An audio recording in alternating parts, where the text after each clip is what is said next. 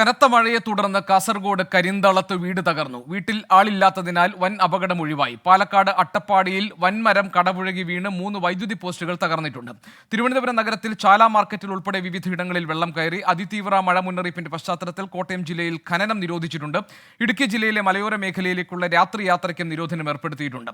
തിരുവനന്തപുരത്തെ മുട്ടത്തറയിൽ നിന്ന് V A Girish, കാസർകോട്ട് നിന്ന് അരുൺ പാറയ്ക്കൽ, പാലക്കാട്ട് നിന്ന് നിഖിൽ പ്രമേഷ്, തിരുവനന്തപുരത്ത് നിന്ന് സലിം മാലിക്, ചാലയിൽ നിന്ന് ടോബി ജോൺസ്, തിരുവനന്തപുരം ചാലയിൽ നിന്ന് സലിം മാലിക്, ടോബി ജോൺസൺ കോട്ടയത്ത് നിന്ന്, ഇടുക്കിയിൽ നിന്ന് രാഹുൽ വിജയൻ. ഞങ്ങളുടെ പ്രതിനിധികൾ വിവിധ ഇടങ്ങളിൽ നിന്ന് വിവരങ്ങളുമായി നമുക്കൊപ്പം ചേരുന്നുണ്ട്. മഴയും തുടർന്നുണ്ടായിട്ടുള്ള വിവിധ ഇടങ്ങളിലെ പ്രശ്നങ്ങൾ ആണ് നമുക്ക് നോക്കാനുള്ളത്. നമുക്ക് ആദ്യം നമ്മളോടൊപ്പം ചേരുന്നത് വി എ ഗിരീഷാണ്. ഗിരീഷ്, തിരുവനന്തപുരം നഗരത്തിൽ പ്രത്യേകിച്ച് ചാല മാർക്കറ്റ് ഉൾപ്പെടെ വിവിധ ഇടങ്ങളിൽ വെള്ളം കയറിയിട്ടുണ്ട്. അതിതീവ്രമായ മഴ മുന്നറിയിപ്പ് ഇപ്പോഴും നിലനിൽക്കുന്നുണ്ട്. വെള്ളക്കെട്ട് ഏതൊക്കെ മേഖലകളിലാണ് തിരുവനന്തപുരത്ത് രൂക്ഷമായിരിക്കുന്നത്? ജനങ്ങളെ എത്രത്തോളം അത് ബാധിക്കുന്നുണ്ട്?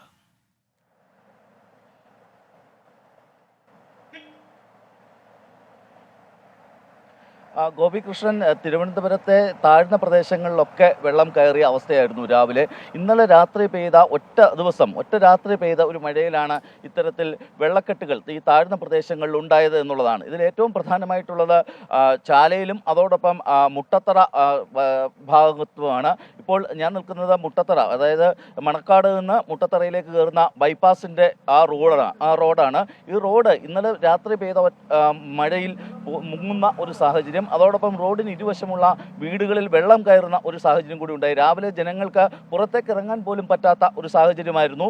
റോഡിലാകട്ടെ യാത്രാ സൗകര്യം, പല വാഹനങ്ങളും നിർത്തിയിടേണ്ടി വന്നു, പല വാഹനങ്ങൾക്കും തകരാറുണ്ടാകുന്ന ഒരവസ്ഥ. ഇപ്പോൾ മഴ മാറി നിൽക്കുന്നതിനാൽ വെള്ളം അല്പം ഇറങ്ങിയിട്ടുണ്ട്. പക്ഷേ ജനങ്ങൾ ബുദ്ധിമുട്ടിൽ തന്നെയാണ്. കാരണം പല വീടുകളിലും വെള്ളം കയറുന്ന ഒരു സാഹചര്യം കൂടിയുണ്ട്, കടകളിൽ വെള്ളം കയറുന്ന ഒരു സാഹചര്യമുണ്ട്. ഇത് എന്തുകൊണ്ടാണ് എന്ന് വിശദീകരിക്കാൻ ഇതുവരെ കോർപ്പറേഷൻ അധികൃതർക്കും കഴിഞ്ഞിട്ടില്ല. കാരണം മഴക്കാല പൂർവ്വ ശുചീകരണമൊക്കെ നടത്തി എന്നാണ് കോർപ്പറേഷൻ പറയുന്നത്. പക്ഷേ ഇവിടെ നാട്ടുകാർ പറയുന്നത് ഒരു അനന്തരഫലമാണ് ഇപ്പോൾ ഈ വെള്ളക്കെട്ടുണ്ടായിരിക്കുന്നതെന്നാണ്. ഇപ്പൊ നമുക്ക് തൊട്ടടുത്ത വീട്ടിൽ തന്നെ താമസിക്കുന്ന ഒരാളുണ്ട്, അദ്ദേഹത്തോട് തന്നെ നമുക്ക് ചോദിക്കാം, എന്താണ് സംഭവിച്ചത്? ഇത് കാലങ്ങളായി ഇങ്ങനെയാണ് ഇവിടെ. ഇതിപ്പോൾ നമ്മുടെ ഇവിടെ ഒരു ഓടയുണ്ട്. ആ ഓടയൊന്ന് അപ്പുറത്ത് കരിന്തോടം എന്നൊരു സംഭവമുണ്ട്, GK ജംഗ്ഷനിൽ. അതിലോട്ടാണ് പണ്ട് വെള്ളം വിട്ടുകൊണ്ടിരുന്നത്. പക്ഷേ ഇപ്പോൾ കുറേ കാലത്തിന് ശേഷം ഈ ഓട കംപ്ലീറ്റ് ബ്ലോക്കാണ്. ഈ കരിന്തോടം എന്ന സാധനം നിങ്ങൾ ചെന്ന് നോക്കി നിങ്ങൾക്ക് അറിയാൻ പറ്റും. ആ കരിന്തോട് ഇപ്പോൾ കാട് പിടിച്ച് മരങ്ങളും വളർന്ന് തെങ്ങും വളർന്ന് അങ്ങനെ കിടക്കുകയാണ്. ആദ്യം ആ കരിന്തോട് ക്ലിയർ ചെയ്താലേ ഇവിടുത്തെ വെള്ളത്തിന് എന്തെങ്കിലും ഒരു പരിഹാരം വേണമെങ്കിൽ. ഇതിപ്പം 5 മണിക്കൂർ മഴയാണ്. 12 മണി മുതൽ വെളുപ്പാങ്ങാൻ 5 മണി. ആ മഴയെത്താണ് ഇത്രയും വെള്ളം. ഒരു ദിവസം പെയ്താലുള്ള സ്ഥിതി ആലോചിച്ച് നോക്കിയേ. ഗോപി, ഇത് തന്നെയാണ് ഈ പ്രദേശവാസികളെ ആശങ്കയിലാക്കുന്നത്. കാരണം അടുത്ത ദിവസങ്ങളിലെല്ലാം ശക്തമായ മഴ ഉണ്ടാകുമെന്ന മുന്നറിയിപ്പുകളുണ്ട്. ഒരു ദിവസം പെയ്ത മഴ ഇതാണ് അവസ്ഥയെങ്കിൽ മറ്റു ദിവസങ്ങളിൽ കൂടി മഴ പെയ്താൽ എന്താകും, എങ്ങനെ ഇവിടെ താമസിക്കും എന്നുള്ളതാണ് പ്രദേശവാസികൾ ചോദിക്കുന്നത്. നമുക്കറിയാം, വീടുകളിലൊക്കെ വെള്ളം കയറി പലരും ഇവിടുന്ന് മാറേണ്ട സാഹചര്യത്തിലേക്കാണ് ഇപ്പോൾ കാര്യങ്ങൾ നീങ്ങുന്നത്. ഗോപികൃഷ്ണൻ, ശരി, മഴ പെയ്ത ശേഷം ഉണ്ടായിട്ടുള്ള വെള്ളക്കെട്ടിന്റെ ദൃശ്യങ്ങളാണ് നമ്മൾ കാണുന്നത്. തിരുവനന്തപുരം നഗരത്തിലെ താഴ്ന്ന പ്രദേശങ്ങളിൽ വെള്ളക്കെട്ടുണ്ടായിരിക്കുന്നു. ഒരൊറ്റ ദിവസത്തെ മഴ 24 മണിക്കൂർ കൊണ്ട് തിരുവനന്തപുരം നഗരത്തിൽ അത് മഴ പെയ്ത് കുളമായി കിടക്കുന്ന സാഹചര്യമാണുള്ളത്. അതിൻ്റെ വിവരങ്ങൾ, ദൃശ്യങ്ങൾ നമ്മൾ കണ്ടു. അവിടുത്തെ നാട്ടുകാരുടെ പ്രതികരണം നമ്മൾ കണ്ടു. വി എ ഗിരീഷാണ് ആ വിവരങ്ങൾ എത്തിച്ചത്. നമുക്ക് ഇനി പോകാനുള്ളത് തിരുവനന്തപുരം ചാല മാർക്കറ്റിലാണ്. അവിടെയും വെള്ളക്കെട്ട് രൂപം കൊണ്ടിട്ടുണ്ട്. സലീം മാലിക്കാണ് തിരുവനന്തപുരത്തെ ചാല മാർക്കറ്റിൽ നിന്നുള്ള വിവരങ്ങൾ നൽകാൻ ഉള്ളത്. സലീം, എപ്പോഴും തിരക്കുള്ള ഒരു ഇടമാണ് ചാല മാർക്കറ്റ്. അതിപ്പോൾ ഈ ചാല മാർക്കറ്റിൽ അവിടെ വെള്ളക്കെട്ടുണ്ടായിട്ടുണ്ടെന്നാണ് മനസ്സിലാക്കുന്നത്. വലിയ നാശനഷ്ടങ്ങൾ ഉണ്ടായിട്ടുണ്ടാകുമല്ലോ. അവിടെ വ്യാപാര സ്ഥാപനങ്ങൾ ധാരാളമുള്ള ഇടമാണ്. എന്താണ് നിലവിൽ ചാലയിലെ സ്ഥിതി?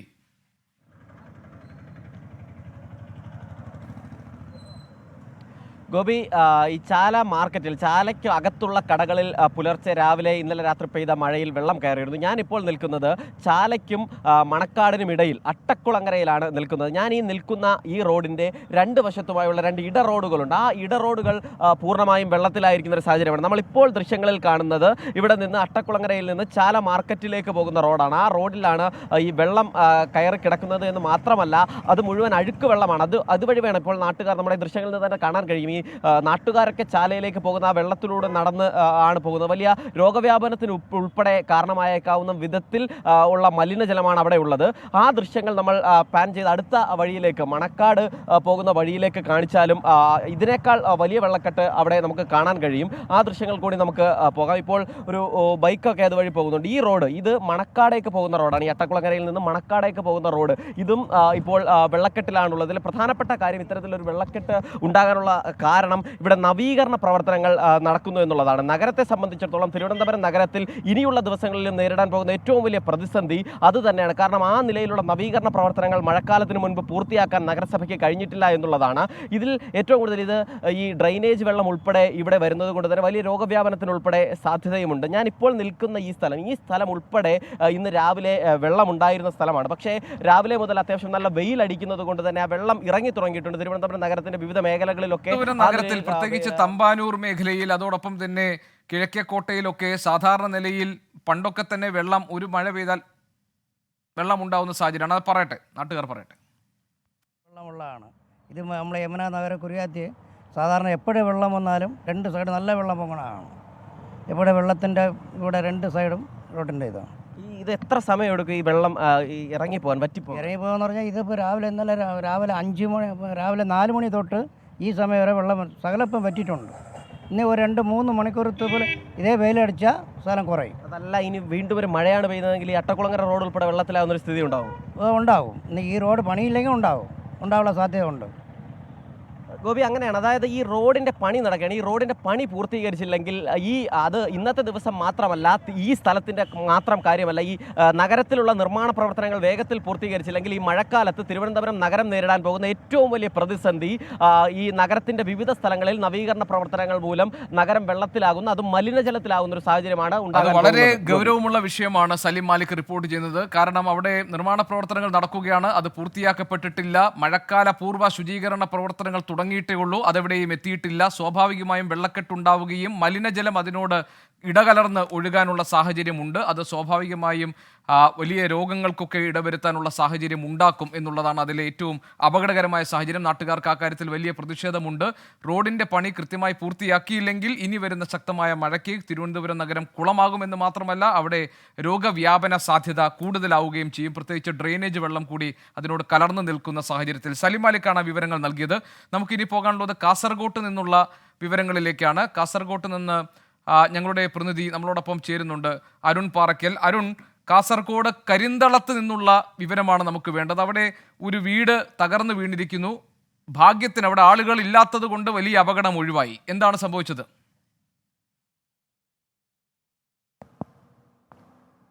ഗോപികൃഷ്ണൻ, കാസർഗോഡ് ജില്ലയിൽ ഇന്ന് പുലർച്ചെ ശക്തമായ മഴയുണ്ടായിരുന്നു. പ്രത്യേകിച്ച് ഈ മലയോര മേഖലകളിലൊക്കെ മഴ ശക്തമായിരുന്നു. അതിനൊപ്പം അതിശക്തമായ കാറ്റും ഈ പ്രദേശത്ത് ഉണ്ടായിരുന്നു എന്നാണ് ഈ നാട്ടുകാരുൾപ്പെടെ പറയുന്നത്. എന്തായാലും ഈ കരിന്തളം കിനാലൂർ ഭാഗത്താണ് ഒരു വീടിന് നാശനഷ്ടം ഉണ്ടായിരിക്കുന്നത്. വീട് പൂർണ്ണമായും, നമുക്ക് ആ ദൃശ്യങ്ങളിൽ കാണാവുന്നതുപോലെ തന്നെ വീട് പൂർണ്ണമായും തകർന്നിട്ടുണ്ട്. ഈ കിനാനൂർ കരിന്തളം 14-ാം വാർഡ് കുണ്ടൂരിലെ NK ശാന്തയുടെ വീടാണ് പൂർണ്ണമായും തകർന്നത്. ഈ സമയത്ത് വീട്ടുകാരും തന്നെ ഈ സ്ഥലത്ത് വീടിനുള്ളിൽ താമസമുണ്ടായിരുന്നില്ല. ഈ ശാന്ത മക്കളുടെ വീട്ടിലായിരുന്നു താമസം. അതുകൊണ്ട് തന്നെ ആളപായം ഒന്നും ഉണ്ടായിട്ടില്ല. ഏകദേശം 4 ലക്ഷം രൂപയുടെ ഒരു നാശനഷ്ടം ഇവിടെ കണക്കാക്കുന്നുണ്ട്. വീട്ടുകാർ പറയുന്നത് 4 ലക്ഷം രൂപയുടെ നാശനഷ്ടം ഉണ്ടായെന്നാണ്. വീട് പൂർണ്ണമായും തകരുന്നൊരു സാഹചര്യമുണ്ടായി. അതിശക്തമായ കാറ്റാണ് ഈ പ്രദേശത്ത് ഉണ്ടായതെന്നാണ്. കാസർഗോഡ് ജില്ലയിലെ മറ്റിടങ്ങളിലൊന്നും വ്യാപകമായ നാശനഷ്ടം എന്തായാലും ഉണ്ടായിട്ടില്ല. ഇപ്പോൾ നിലവിൽ മഴയില്ല, പക്ഷേ ഒരു ചാറ്റൽ മഴ ഉണ്ട്.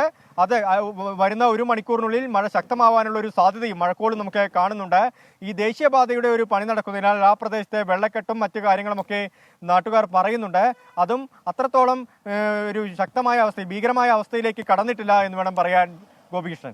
ശരി, അരുൺ പാറയ്ക്കലാണ് വിവരങ്ങൾ നൽകിയത്. കാസർഗോഡ് കരിന്തളത്ത് നിങ്ങൾക്ക് ദൃശ്യങ്ങളിൽ കാണുന്നത് പോലെ തന്നെ മഴയത്ത് ഒരു വീട് തകർന്ന് വീണിരിക്കുന്നു. അവിടെ ഭാഗ്യത്തിന് ആളുകൾ ഇല്ലാത്തതുകൊണ്ട് വലിയ അപകടം ഒഴിവായിട്ടുണ്ട്. പലയിടങ്ങളിലും റോഡ് പണിയൊക്കെ നടക്കുന്നുണ്ട്. അതുകൊണ്ട് തന്നെ കൂടുതൽ വെള്ളക്കെട്ടിനുള്ള സാഹചര്യം നിലനിൽക്കുന്നുമുണ്ട് എന്ന് വേണം നമ്മൾ മനസ്സിലാക്കാൻ. രോഗവ്യാപന സാധ്യതയുണ്ട്, അതുകൊണ്ട് അതിൽ പ്രത്യേകം കരുതലും ആവശ്യമാണ്. നമുക്ക് കോട്ടയത്ത് നിന്നുള്ള വിവരങ്ങൾ എന്താണെന്ന് നോക്കാം. ടോബി ജോൺസൺ ഞങ്ങളുടെ പ്രതിനിധിയുണ്ട് കോട്ടയത്ത് നിന്ന്. ടോബി, വലിയ അതിശക്തമായ മഴ പ്രവചിക്കപ്പെടുന്നുണ്ട്. ഈ സാഹചര്യത്തിൽ കോട്ടയം മേഖലയിൽ, ജില്ലയിൽ ഖനനങ്ങൾ നിർത്തിവെക്കാനുള്ള ഒരു തീരുമാനം ഉണ്ടായിട്ടുണ്ട് എന്ന വിവരമുണ്ട്. എന്താണ് ടോബി അവിടുത്തെ സാഹചര്യം?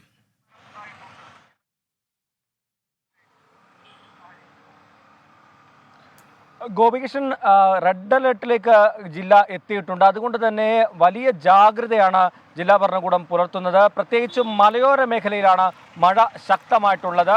മഴ മറ്റ് സ്ഥലങ്ങളിലൊക്കെ മാറി നിൽക്കുന്നുണ്ടെങ്കിലും മലയോര മേഖലയിൽ ഒറ്റപ്പെട്ട ശക്തമായിട്ടുള്ള മഴ പെയ്യുന്നുണ്ട് എന്നുള്ള വിവരം നമുക്ക് ലഭിക്കുന്നുണ്ട്. എന്തായാലും മറ്റ് അനിഷ്ട സംഭവങ്ങളൊന്നും, മഴക്കെടുതികളൊന്നും തന്നെ നിലവിൽ റിപ്പോർട്ട് ചെയ്തിട്ടില്ല. ഈ ഒരു സാഹചര്യത്തിലാണ് ഖനന പ്രവർത്തനങ്ങൾ ഒരു അറിയിപ്പുണ്ടാകുന്നത് വരെ നിർത്തിവെക്കാൻ ജില്ലാ കളക്ടർ ഇന്നലെ ഒരു ഉത്തരവ് പുറത്തിറക്കിയിരിക്കുന്നത്. അതോടൊപ്പം തന്നെ അടിയന്തരമായിട്ട് കൺട്രോൾ റൂമുകൾ തുറന്നിട്ടുണ്ട് പല മേഖലകളിലും. അതോടൊപ്പം തന്നെ ഒരു കുടുംബത്തെ, ചിറക്കടവ് മേഖലയിൽ മണ്ണിടിച്ചിലുണ്ടാകാൻ സാധ്യതയുള്ള പ്രദേശത്ത് നിന്ന് ഒരു കുടുംബത്തെ നിലവിൽ മാറ്റിപ്പാർപ്പിച്ചിട്ടുമുണ്ട്. മറ്റ് സ്ഥലങ്ങളിലൊക്കെ കാര്യമായിട്ടുള്ള പ്രശ്നങ്ങളില്ല. എന്നാൽ കിഴക്കൻ മേഖലയിൽ കഴിഞ്ഞ ദിവസങ്ങളിലൊക്കെ നമ്മൾ കണ്ടതുപോലെ ഉച്ചയ്ക്ക് ശേഷം ശക്തമായിട്ടുള്ള മഴ പെയ്യുന്നുണ്ട്. കഴിഞ്ഞ ദിവസം മാർമല അരുവിയിൽ ഇതുപോലെ തന്നെ ഒരു മലവെള്ളപ്പാച്ചിൽ ഉണ്ടായി. ഈ ഒരു സാഹചര്യത്തിൽ അങ്ങോട്ടുള്ള ടൂറിസത്തിനും ഒരു നിരോധനം ഏർപ്പെടുത്തിയിട്ടുണ്ട്. അതുപോലെ തന്നെ മലയോര മേഖലയിൽ കൂടുതൽ ശ്രദ്ധ വേണമെന്നുള്ള ഒരു നിർദ്ദേശമാണ് ജില്ലാ ഭരണകൂടത്തിൻ്റെ ഭാഗത്ത് നിന്നും വന്നിട്ടുള്ളത്. അവിടെയാണ് ശക്തമായിട്ട്, പ്രത്യേകിച്ചും ഈ ഇടുക്കി ജില്ലയോട് ചേർന്ന് കിടക്കുന്ന തീക്കോയി, അതുപോലെ തന്നെ മുണ്ടക്കയം, അതുപോലെ അങ്ങനെയുള്ള സ്ഥലങ്ങളിലൊക്കെയാണ് ഈ മഴ ശക്തമായിട്ട് പെയ്യുന്നത് എന്നുള്ള വിവരമാണ്. എന്തായാലും രാവിലെ കാര്യങ്ങൾ, സ്ഥിതിഗതികൾ ശാന്തമാണ്. ഉച്ചയ്ക്ക് ശേഷമാണ് കോട്ടയത്ത് നിന്നും ടോബി ജോൺസൺ നൽകുന്ന വിവരം. രാവിലെ സ്ഥിതിഗതികൾ ശാന്തമാണ് കോട്ടയത്ത്. റെഡ് അലർട്ട് പ്രഖ്യാപിക്കപ്പെട്ട സാഹചര്യത്തിൽ ഖനനത്തിന് നിരോധനം നൽകിയിട്ട് ഏർപ്പെടുത്തിയിട്ടുണ്ട് ജില്ലാ ഭരണകൂടം. വലിയ മഴ സാധ്യത നിലനിൽക്കുന്നുണ്ട് കോട്ടയത്ത്, പക്ഷേ ഇപ്പോൾ നിലവിൽ പ്രശ്നങ്ങളൊന്നുമില്ല എന്നാണ്. ഇടുക്കിയിൽ നിന്ന് രാഹുൽ വിജയൻ കൂടി നമ്മളോടൊപ്പം ചേരുന്നുണ്ട്. രാഹുൽ, ഈ മഴക്കാലത്ത് ഏറ്റവും കൂടുതൽ ശ്രദ്ധിക്കേണ്ട ഒരു മേഖലയാണ് ഇടുക്കി. പ്രത്യേകിച്ച് മലയോര മേഖല എന്ന നിലയിൽ അപകട സാധ്യത കൂടുതലുള്ള പ്രദേശം കൂടിയാണ്. രാത്രി യാത്രയ്ക്ക് നിരോധനമുണ്ട് അല്ലേ ഇടുക്കിയിൽ? എന്തൊക്കെയാണ് വിവരങ്ങൾ? ഗോപികൃഷ്ണൻ, നിലവിൽ ഇന്ന് ഇടുക്കി ജില്ലയിൽ റെഡ് അലേർട്ടാണ്, നാളെയും റെഡ് അലേർട്ടാണ്. ഇതിന്റെ പശ്ചാത്തലത്തിലാണ് ഇടുക്കി ജില്ലയിലെ രാത്രി യാത്രയ്ക്ക് നിരോധനം ഏർപ്പെടുത്തിക്കൊണ്ട് കളക്ടറുടെ ഉത്തരവ് വന്നിരിക്കുന്നത്. വൈകിട്ട് 7 മണി മുതൽ പുലർച്ചെ 6 മണി വരെയാണ് രാത്രി യാത്രയ്ക്ക് നിയന്ത്രണം ഏർപ്പെടുത്തിയിരിക്കുന്നത് എന്നുള്ളതാണ് ഏറ്റവും പ്രധാനപ്പെട്ട കാര്യം. ഇനി മഴയുടെ കാര്യത്തിലേക്ക് വരികയാണെങ്കിൽ നിലവിൽ ഇപ്പോൾ ഓറഞ്ചിൽ ഉൾപ്പെടെ മഴ തോർന്നു നിൽക്കുകയാണ്. ഹൈറേഞ്ചിലും സമാനമായ രീതിയിൽ മൂടിക്കെട്ടി നിൽക്കുന്ന അന്തരീക്ഷം, പക്ഷേ മഴ പെയ്യുന്നില്ല.